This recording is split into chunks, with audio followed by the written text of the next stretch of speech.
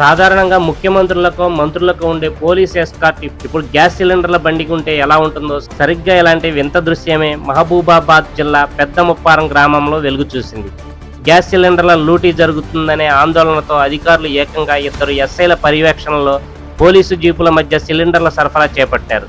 సిలిండర్ల బండి ముందుకు సాగుతుంటే దానికి రక్షణగా పోలీసు వాహనాలు వెళ్లడం చూసి స్థానికులు అవాక్కయ్యారు. నిత్యావసర వస్తువుల పంపిణీకి ఈ స్థాయిలో భద్రత కల్పించడం ఇప్పుడు రాష్ట్ర వ్యాప్తంగా చర్చనీయాంశంగా మారింది. ఈ అసాధారణ భద్రతకు సంబంధించిన విజువల్స్ ఇప్పుడు మీడియాలో తెగ వైరల్ అవుతున్నాయి. వీడియోని తప్పకుండా లైక్ చేయండి. మరిన్ని అప్డేట్స్ కోసం సబ్స్క్రైబ్ చేసుకోండి. లైక్ చేయడం వల్ల మరింత మందికి ఇన్ఫర్మేషన్ చేరుతుంది. ధన్యవాదాలు.